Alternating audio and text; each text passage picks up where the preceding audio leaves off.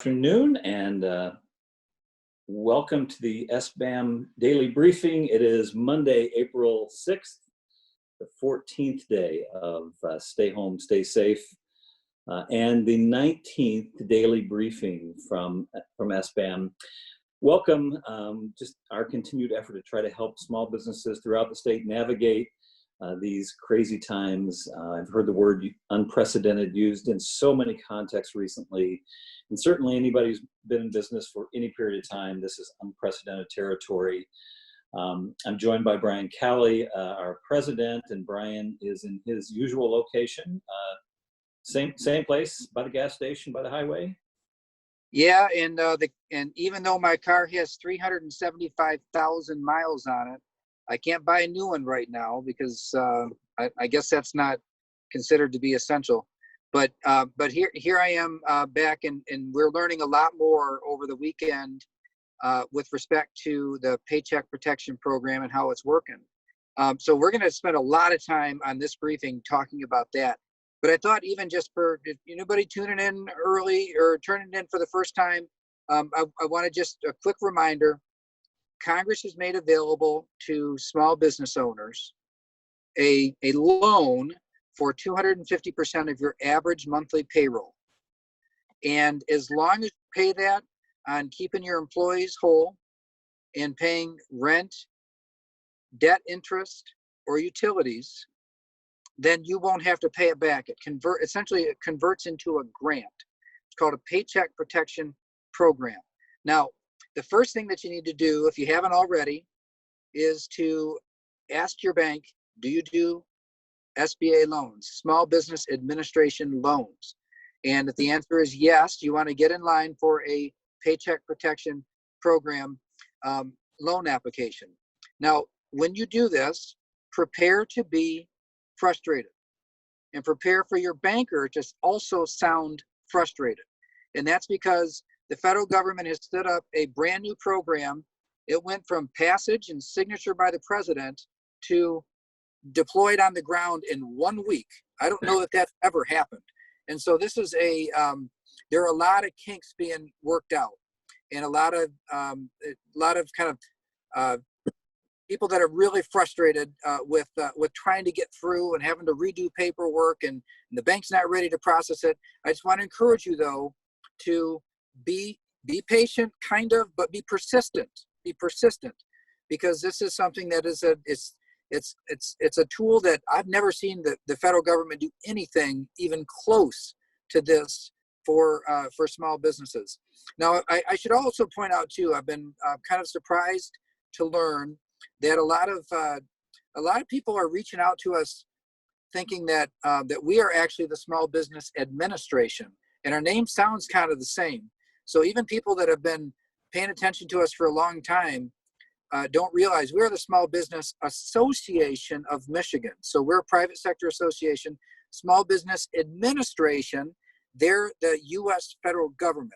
And that's where the loan proceeds ultimately come from, the U.S. federal government.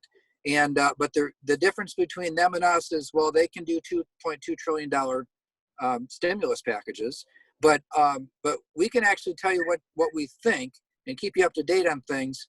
And they are usually pretty constrained with the type of information and when they can put information out. So our mission over the next couple of weeks is to make sure that every single small business owner in this state, whether you're members of ours or not, understand what this is and get a good shot at using it to see your business through the end of this crisis. And Brian, to that point, we, as you said, we're a membership organization. We have 27,000 members, and those are 27,000 members, small businesses in our state that we have permission to speak to. But there's a whole lot more companies than that. And really, we believe that this Paycheck Protection Program is so important that really we've made it our mission to let every single small business in the state know, with the belief that Michigan will recover quicker and better if our small businesses recover quicker and better. And this is the best tool we've seen in a very long time to help companies really survive this whole thing. So you've been involved in this effort bigger than SBAM, bigger than than us. We brought in some other partners to really get the word out to everybody. Tell us about that.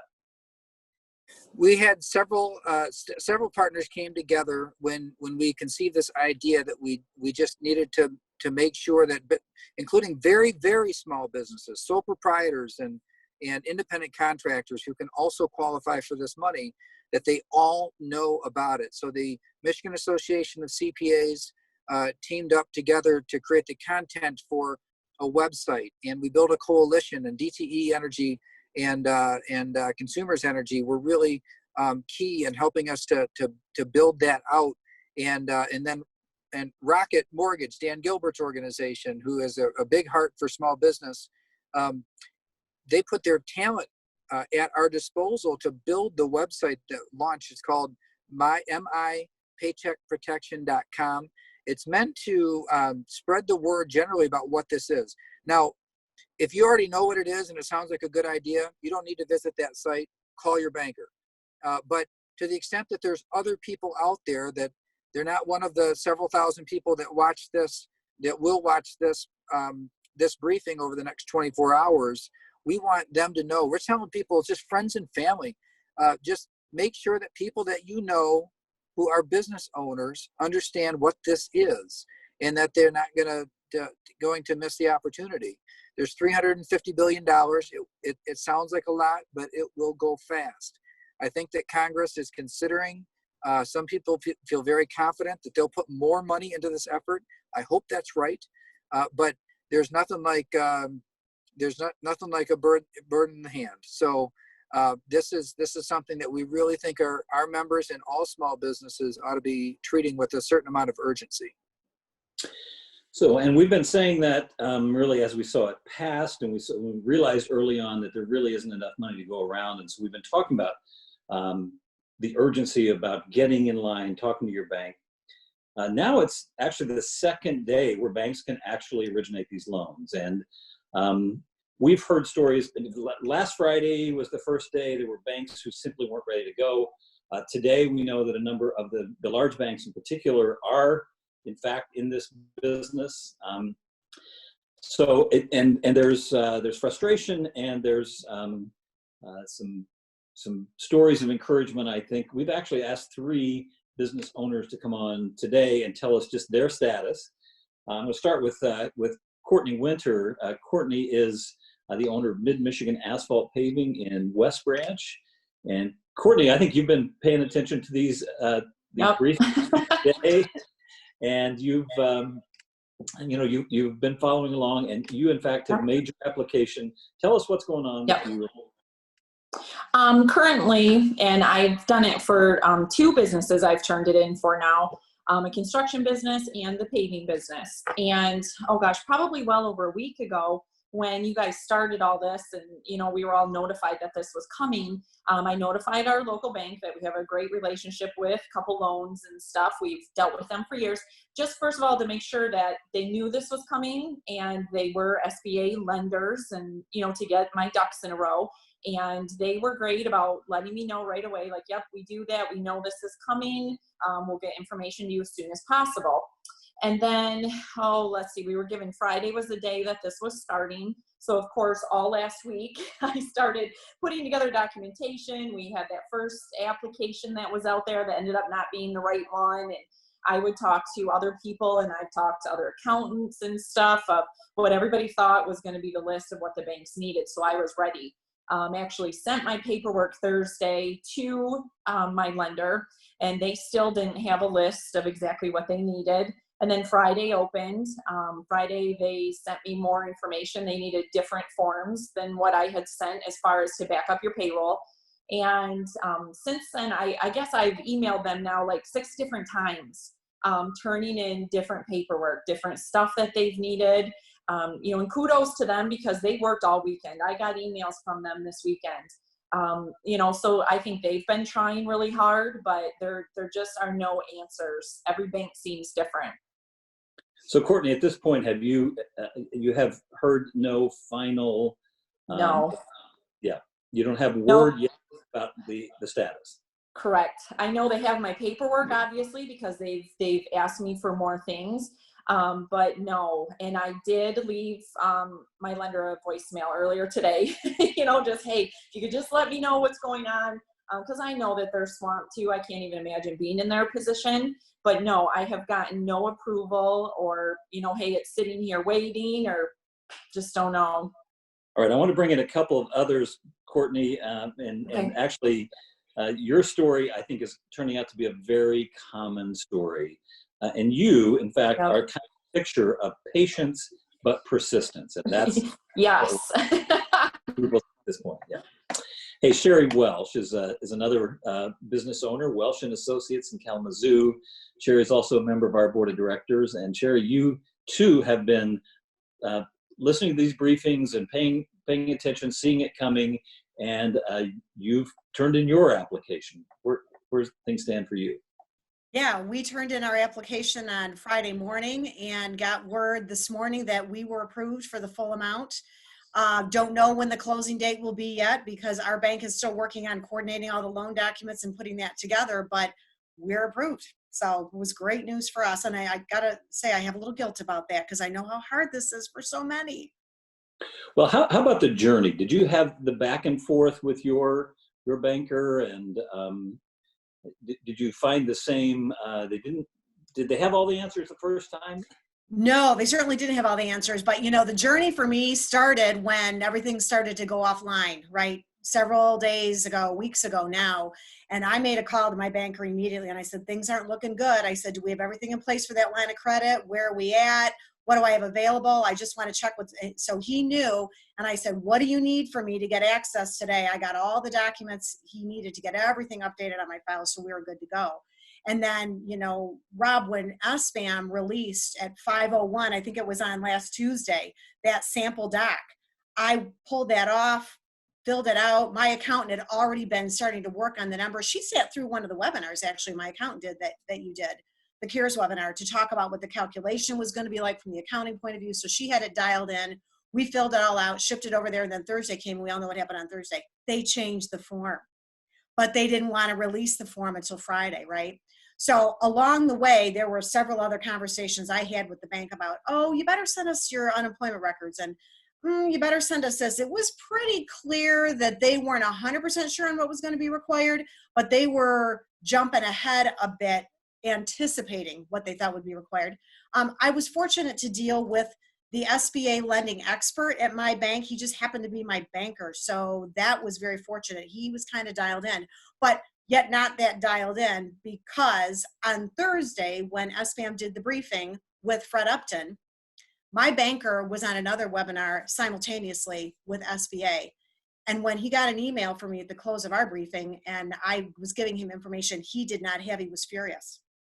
So we were actually more aware of what was going on through SBAM, through the connection with Fred Upton, than he was getting information directly from the SBA. I mean, that's how frustrating this process has been, not only for us, but for the banks. Yeah, I think I've heard a number of people say that they know more than their banker or their accountant at this point. And, we keep saying we're just sort of making this up as we go along. Right. So we're telling you what we know as soon as we know it. And that's really been our commitment. So yeah, you guys have done a great job of that. You really have. I think that we should just dwell on that for just a moment, though, and it's one of the things I think has been really, really frustrating for people, is how careful everybody wants to be, because it's fluid. It seems like everything is changing so quickly, and trying to keep up with it is really hard. We've got our full staff of 27 people that work for the Small Business Association of Michigan, 100% on just this. And in keeping track of all of this information, everything that's happening is a lot. And so the fact that we are able to collect and filter, curate, and communicate what we know as soon as we know it, even if we know that it might change, even if sometimes we're sharing, this is what we think it means, and it might not be exactly right. But what it's doing, it's building an awareness and a comfort about the whole context of this program. And so the people that have been watching this have been in a much better position to advocate for themselves with their own banker, because they know enough to kind of guide or gently, or maybe not gently, push the conversation in the right direction.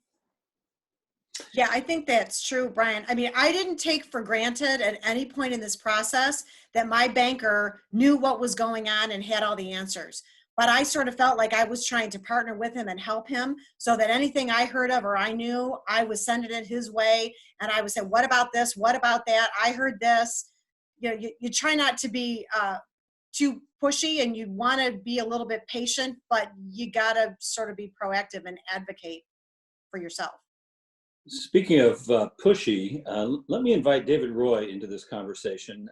David is a former chairman of our board, owner of Marana Group, also in Kalamazoo. A velvet touch, generally speaking. David, what's your experience been? I know the answer to this. Tell your journey. So we started this journey. I had a full head of hair, and we started filling out applications. The original application, when it first came out, but even before that, like Sherry, she and I share the same bank. I'm at First National Bank of Michigan, and my relationship with them has always been very positive. And we have regular meetings with my banker. And in our meeting that ended end of February, we have this discussion of macro, micro, what's the economy looking like for us? And we said, we're very concerned about what's coming or what could be coming. And we started having this dialogue about, all right, how does it look today? How does it look today? And it really, I would have an SBA or an SBAM briefing and then a meeting with our bank. Sometimes they were on the call, sometimes they weren't. And we went through the whole process of trying to understand what's really happening. What are they seeing? What are we seeing? What are they hearing? What are we hearing? And so when that first came out, or when it was going through the Senate, I think, or before it came through the Senate, we started talking about, all right, how might that be applied? What are they saying versus how this might be applied? And when the very first application came out, we made application, and I ended up having to make 3 subsequent applications because every time I turned the damn thing in, the paperwork was wrong. And it wasn't our bank's fault. It was quite frankly SBA who kept moving the goalposts as to what information they wanted. And there was a 31-page document that I came out. I think it's called the final interim rule. Only the government would have something that's both final and interim. But it said, essentially this is what we're looking for. And each bank is then required to come up with their own understanding of what those regulations are, so that they can validate the simple one line on this application that says, what is your payroll times 2.5 minus any advances you've already received. Here's what you should apply for, or here's what you're eligible to apply for. So they're really looking at forms that most bankers don't often see. 941s, which are quarterly tax reports for payroll. 940s, which are federal unemployment forms. By the way, 940s for Q1 of 2020 don't come out until April 25th. So it comes down to an issue of what can you provide your bank to say, look, I don't have that, but I have all of 19. Can you validate off of that? And we were able to work with them through this entire process. And I think we were really journeying the road together to say, all right, here's what they're saying. This seems to be right. Here's what the bank needs to feel comfortable that we've actually done due diligence to validate that your request is accurate. And David, so we're not pushing any bank. We're not criticizing any bank. You and Sherry share the same bank. Correct. So your experience comes from both. You two have been approved, as I understand, right? That's correct. That's correct. Name the bank, because it doesn't. Yeah, it's First National Bank of Michigan, and they're headquartered here in Kalamazoo. And I think maybe the point there is it's a community bank. That is correct. I actually had to ask them that question. I think I met with them on Thursday night. And I said, do you guys consider yourself a community bank? Because there was a lot of brush around that community banks were going to be better positioned to handle it than some of the larger banks, and larger banks were putting this off until, would that be today, I guess? And they said, yeah, we're a community bank. And I never looked at them as being a community bank. I always looked at them as being a business bank, but they are considered a community bank, and they're an SBA lender.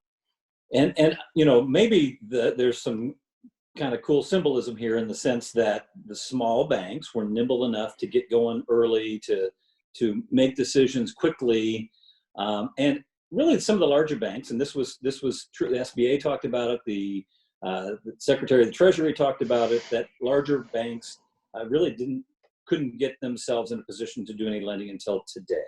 That seems to be the case. Yeah, and I think we've seen several of those big banks sort of taking applications, and I don't know that I've heard one approved yet from one of the larger banks, but certainly they're moving forward. And Courtney, I think your bank, again, we can name the bank. It's Mercantile. Yep, Mercantile. Yep. And you've been pleased with the proactivity of them and the communication. It's just that you haven't heard. Yes. Yeah. Yep. Correct. They, answered some emails back from me and stuff. So like I said, I started working on this a while ago just to make sure that they were even going to be able to do this.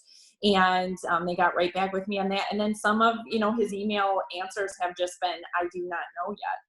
So, but they have taken the time to respond to me, and because I'm sure they're getting flooded. So I just really want to thank all three of you. I know you've been regular listeners to this briefing, and that you have felt like it was beneficial to you. I mostly wanted other people to hear your story, because it's not a straight line. It's not an easy, and all three of you have had to be persistent and patient. So thank you all. Rob, very quickly, if I may, the next step for this is understanding how that will be implemented, how that once your loan is approved, the next step that I think every small business needs to look at is once the funds are available, when do you want to start the clock? Now, I'm not an attorney, I'm not a banker, but it is my understanding that once the funds are approved, we'll be able to pick the close date. And what we need to pick, in our case, what we need to pick that close date to start our clock to get our people up and going again is we need the economy to be get up and going again. And we need some other things to drive that first. So that's the next element in our strategy is, all right, now that part has been checked off, where do we go next? And then where we're going next is how do we implement?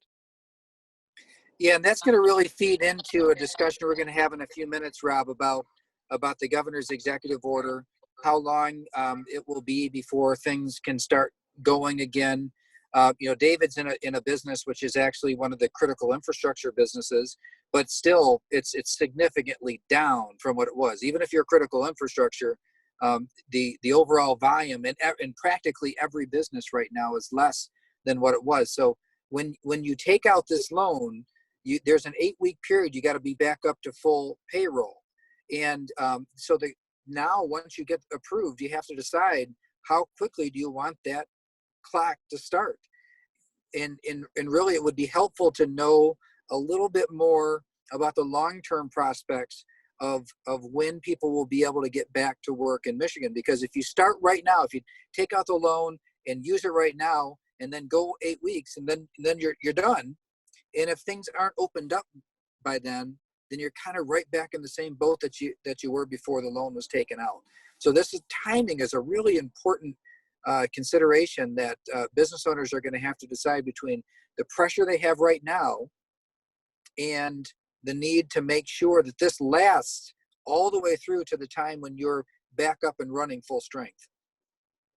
And it's one of the things that we'll try to get you some more specific answers to. I think the question is how much latitude does the business owner have in starting their own clock? And that's going to be to some degree a discussion with them and their bank, but I think we really need some additional guidance from the SBA, and we'll seek to get that. Brian, you just alluded to this, but the other great question that's hanging in the air is when will it be over? The executive order actually only goes through April 13, the existing stay home, stay safe order. Tomorrow, the state legislature meets, which is an interesting story that they are going to actually meet with some extraordinary measures. But part of the reason they're going to meet is there's a debate as to whether they need to come back and extend the governor's authority to do some of these things by executive order. So what do you know, and what do we think will happen in terms of extending this executive order or not? There is some disagreement naturally between the legislature and the governor with respect to whether or not the 28-day emergency declaration clock has already been restarted. The governor says that it already goes through April 29th right now because she issued an executive order last week that restarted that clock. The legislature says, no, that's not the case. We're back on the original declaration, and that's the 28-day clock. So we have to extend it starting tomorrow in order for the governor's emergency powers to remain valid. I wouldn't expect that disagreement to be worked out. That will not be worked out tomorrow. What I expect to have happen tomorrow is that the legislature will pass a concurrent resolution, which is what the Emergency Management Act requires, to extend the state of emergency out to April 30th, and then everything will have to be reassessed at that point. What the governor is saying is she's already got power out that far, emergency power out that far. Legislature saying, no, you don't, but it's okay because we're going to give it to you anyway. And so that it's kind of like it's a disagreement, but that part won't matter. What will matter is what happens afterwards. So to the extent there's we hit a peak on the infection rates that are being discovered here, and it starts coming down as or maybe it doesn't go down. Who knows what's going to happen between now and the end of April. But this is a really important component to how fast people can get back to work, and also understand what are the requirements to getting back to work. Because right now it's all just critical versus non-critical. But there are other factors as well. There's risk factors associated with what geography you're in. There's risk factors associated with just the nature of your business. Some things are non-critical, but also low or no risk.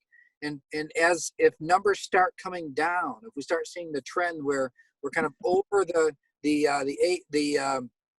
peak and it's coming down consistently, then maybe things can be loosened up on those lower risk types of jobs and businesses. So that's the big question in front of the governor and the legislature now. Thank you. And I think, it's the big question for most businesses is when will it be over? I can tell you if I can survive this, if you tell me how long it's going to last. And I think we're going to do our very best. And, our voice in this conversation is an important one, the small business voice.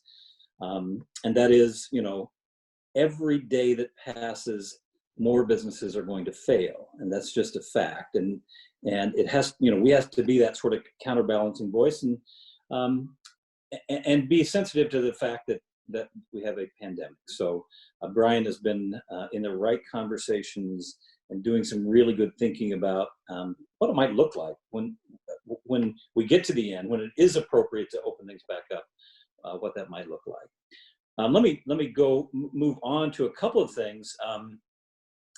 If there's still apparently a little bit of confusion about critical infrastructure, whether companies are or are not, they're feeling a little like they're operating in a gray area. I would just point to our website that there is a literal decision tree that will help you kind of think through, am I critical infrastructure or not?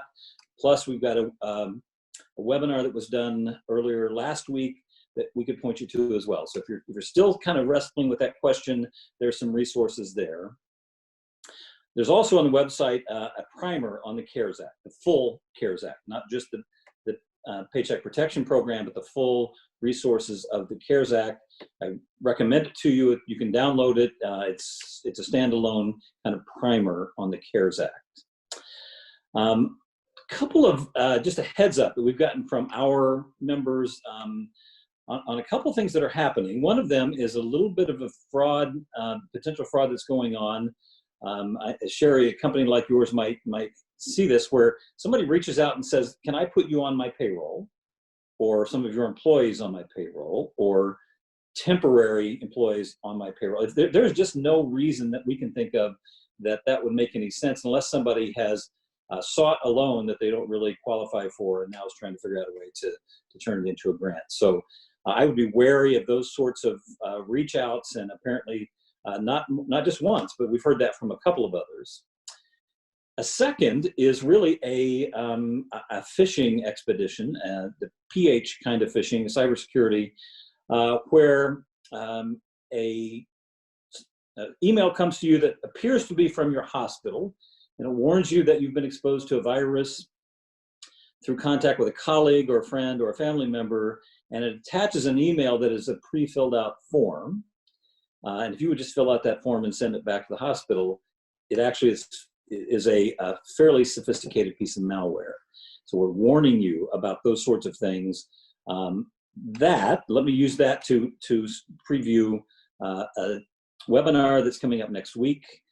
It is for those who have a remote workforce, who are dealing with potential cyber issues. We're hearing more and more that the cyber criminals are out right now, and they are out because people have their defenses down, because their employees are spread remotely, and companies may not be paying attention, and there is a temptation to open things right now that you might not otherwise open. So I would just encourage you to, in the middle of all this other stuff, have your defenses up on cyber issues. There's a webinar next Thursday at noon that we'll be bringing to you. Brian, anything else that we ought to bring to the members before we finish? I just want to remind people that there is this thing called the EIDL Loan and Grant for $10,000. That you can get a grant on in advance. They call it a loan advance, but you don't have to pay it back.